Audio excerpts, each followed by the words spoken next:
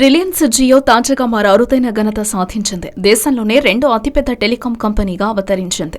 రెండో స్థానంలో ఉంటూ వస్తున్న ఎయిర్టెల్ ఇప్పుడు మూడో స్థానానికి పడిపోయింది. రిలయన్స్ జియోకి 30.6 కోట్ల మంది కస్టమర్లున్నారు. అదే సమయంలో ఎయిర్టెల్ కు 28.4 కోట్ల మంది యూజర్లున్నారు.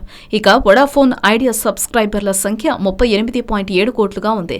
దీంతో వొడాఫోన్ ఐడియా అగ్రస్థానంలో నిలిచింది. రిలయన్స్ జియో అతి త్వరలోనే వొడాఫోన్ ఐడియాను కూడా దాటేసి అగ్రస్థానాన్ని కైవసం చేసుకుంటుందని మార్కెట్ నిపుణులు అంచనా వేస్తున్నారు. వచ్చే 3 నుంచి 4 త్రైమాసికాల్లో జియో వొడాఫోన్ ఐడియాను వెనక్కు నెట్టేయొచ్చని భావిస్తున్నారు.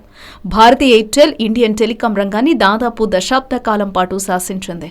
అయితే ఇప్పుడు ఈ కంపెనీ అనూహ్యంగా 3వ స్థానంతో సరిపెట్టుకోవాల్సి వచ్చింది. వొడాఫోన్ ఐడియా విలీనంతో ఎయిర్టెల్ 2వ స్థానానికి వచ్చింది. ఇప్పుడు జియో కారణంగా 3వ స్థానానికి పడిపోయింది. హలో, మిమ్మల్నే ఫిలిం సెలబ్రిటీస్ రియల్ స్టోరీస్ ఏంటో తెలుసుకోవాలనుందా? లేటెస్ట్ గా రిలీజ్ అయ్యే మూవీ రివ్యూస్ నేను చెప్తే వినాలనుందా? ఇంకెందుకు ఆలస్యం, యోయో టీవీని సబ్స్క్రైబ్ చేసుకోండి. అలాగే మర్చిపోకుండా యోయో టీవీ యాప్ ని కూడా డౌన్లోడ్ చేసుకోండి.